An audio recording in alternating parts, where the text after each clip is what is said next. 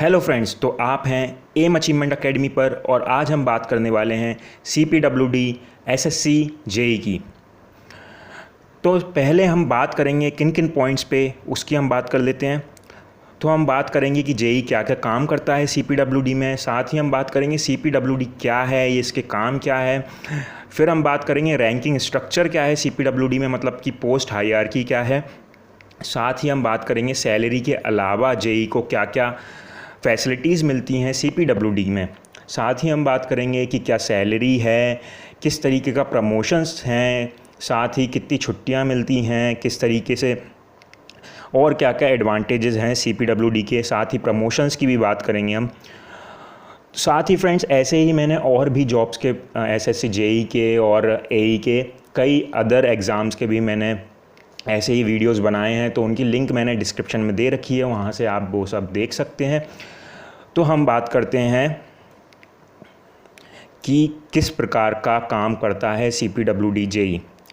तो जेई का मेन काम होता है CPWD में, ही is responsible for preliminary estimates, detail estimate, साथ ही सुपरविज़न और मेजरमेंट ऑफ वर्क और handling over the project under the charge to client department.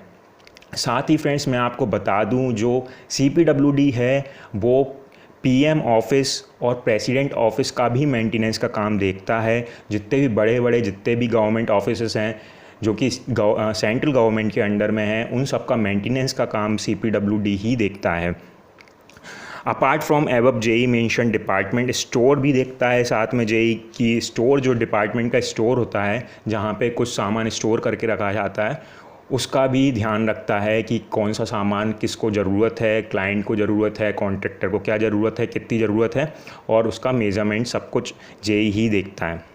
साथ ही जैसा कि मैंने बताया कि CPWD कई बिल्डिंग्स का मेंटेनेंस देखता है और उन्हें बनाता भी है, जैसे कि central universities, IITs, NITs, paramilitary camps, केंद्रीय विद्यालय, बॉर्डर फेंसिंग, इन सब को CPWD का जेई देखता है और ये सब बिल्डिंग्स जो हैं CPWD ही बनाता है। नेक्स्टली हम बात करते हैं, इसमें दो तरह के जेई होते हैं, जो कि एक होता है सिविल, एक होता है इलेक्ट्रिकल। इलेक्ट्रिकल में मैकेनिकल और इलेक्ट्रिकल दोनों होते हैं। साथ ही जो जेई जो होता है यहाँ पे साइट इंजीनियर मेनली होता है। तो यहाँ पे जो क्वालिटी कंट्रोल का काम है वो भी जेई संभालता है और अदर कई वर्क्स भी जेई देखता है, रिकॉर्डिंग ऑफ मेजरमेंट्स और प्लानिंग ऑफ वर्क्स। तो यहाँ पे हम बात करते हैं कि जेई जो सिंपल जेई है, प्राइवेट कंपनी का जो जेई होता है, और जो CPWD का जेई है, उसमें क्या क्या फ़र्क है। तो जो साइट इंजीनियर होता है प्राइवेट कंपनीज़ में, वो मैनेजमेंट भी देखता है, एग्जीक्यूशन भी देखता है, मॉनिटरिंग भी देखता है और क्वालिटी कंट्रोल भी देखता है। लेकिन जो CPWD का जेई जो होता है वो मॉनिटरिंग ऑफ वर्क करता है और क्वालिटी कंट्रोल करता है। बस इतना ही काम होता है CPWD जेई का, जब आप उसको कंपेयर करेंगे एक प्राइवेट कंस्ट्रक्शन कंपनी के जेई से। साथ ही जो एग्जीक्यूशन और मैनेजमेंट है वो इतना अच्छा नहीं होता CPWD जेई का, जो कि प्राइवेट कंपनीज़ का ज़्यादा अच्छा होता है। नाउ हम बात करते हैं CPWD क्या है। तो ये एक ऑर्गेनाइजेशन है जो कि कंस्ट्रक्शन करता है अलग अलग बिल्डिंग्स के, अलग अलग चीज़ों के। साथ ही इसका काम मेंटेनेंस भी करना है। ये स्टार्ट हुआ था जुलाई 1854 में बाय लॉर्ड डलहौजी। तब इसका जो मेन प्रोविजनल डिवीज़न था वो अजमेर में था, जो कि आज भी है। साथ ही आज भी ये उसी तरीके से काम कर रहा है जो पहले करता था, और अब ये एक कंसल्टेंसी की तरह भी काम करता है। ये अदर कंपनीज़ को, अदर डिपार्टमेंट्स को कंसल्टेंसी भी देता है। साथ ही ये जितने भी बड़े बड़े प्रोजेक्ट्स हैं, जैसे कि एशियन गेम्स जब हुए थे या फिर कॉमनवेल्थ गेम्स जब हुए थे इंडिया में, उनका भी इसी ने कंस्ट्रक्शन किया था। जो स्टेडियम्स थे, जो होटल्स रुकने के लिए बनाए गए थे, जो हॉस्टल्स बनाए गए थे, वो सारे के सारे CPWD ने ही बनाए थे। साथ ही आज जो कंट्रीज़ की हालत है अपने कंट्री की, उस हिसाब से CPWD बहुत अच्छा काम कर रहा है। ये इंडिया के बाहर भी कंस्ट्रक्शन देख रहा है, जैसे कि अफ़गान पार्लियामेंट की जो बिल्डिंग है वो अभी CPWD खुद बना रहा है। तो नेक्स्टली हम बात करते हैं रैंकिंग स्ट्रक्चर की, मतलब कि पोस्ट हायरार्की की। तो जो CPWD में जो सबसे ऊपर की रैंक होती है वो होती है DG की, डायरेक्टर जनरल की। ऑल्सो ये एक प्रिंसिपल और टेक्निकल एडवाइज़र होता है गवर्नमेंट ऑफ इंडिया का।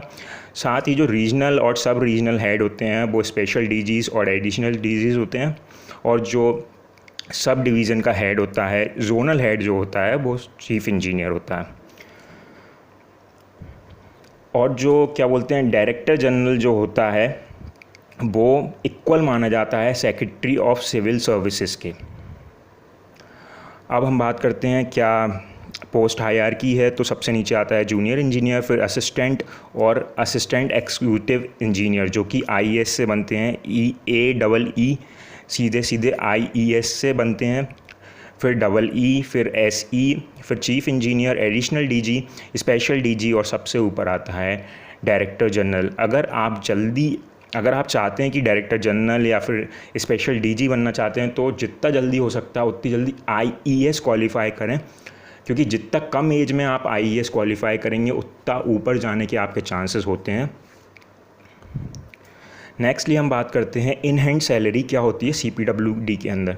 तो जो पे बैंड है वो यहाँ पे होता है 9,300 का 34,800 तक का, जो कि 7th पे कमीशन जो है उसके हिसाब से है। जो बेसिक पे होती है वो 35,400 होती है, जो DA होता है वो 70% होता है, जो HRA दिल्ली के हिसाब से है, यहाँ पे मैंने दिल्ली को प्रेफरेंस लिया है HRA के लिए, तो वो है 24%, और TA ट्रैवलिंग अलाउंस जो है वो 3600 मिलता है, DA ऑन TA मिलता है 714 का, तो टोटल यहाँ पे बनता है 54,228, जिसमें कि कुछ डिडक्शन जो होते हैं गवर्नमेंट ऑफ इंडिया के अंडर में, जो हेल्थ के और NPS हैं, उनकी सब कुछ काट कूट के दिल्ली के अंदर आपके हाथ में आती है सैलरी 49,576, जो कि सब जगह के JEE से सबसे ज़्यादा है। बस BRO का जो JEE होता है वो ज़्यादा कमाता है, क्योंकि उसे जो एल्टीट्यूड का जो अलाउंस मिलता है वो बहुत ज़्यादा मिल जाता है,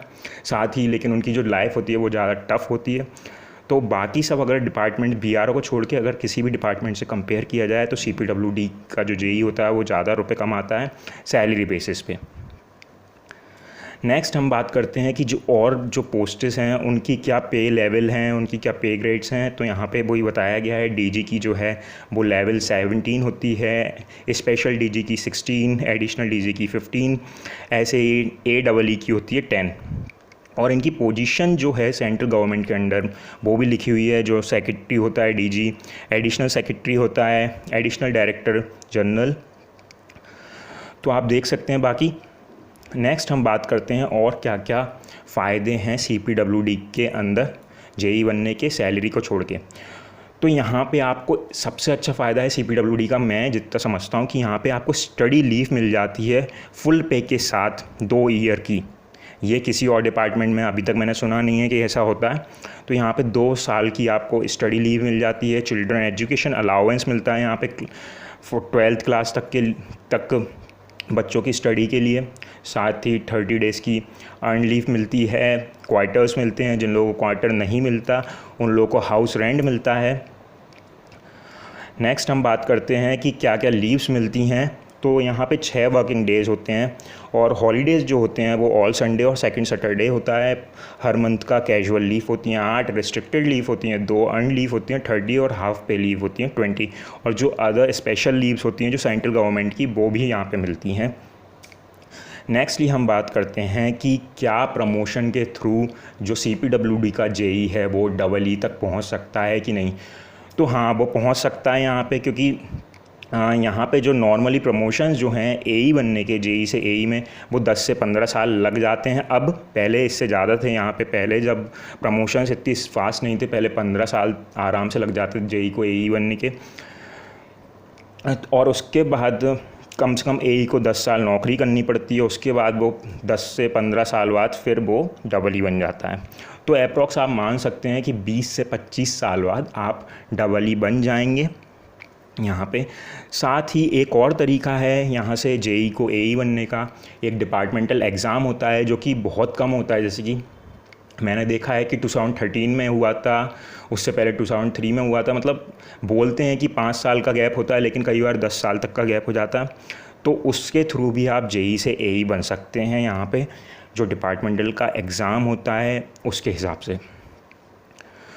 तो friends, thank you for watching. आपको वीडियो अच्छा लगा तो लाइक करें, कमेंट करें, शेयर करें और चैनल को सब्सक्राइब करना ना भूलें। साथ ही फ्रेंड्स, अदर वीडियोस की लिंक डिस्क्रिप्शन में दे रखी है, तो आप वहाँ से उनको देख सकते हैं। थैंक यू, नमस्कार, सत श्री अकाल, आदाब।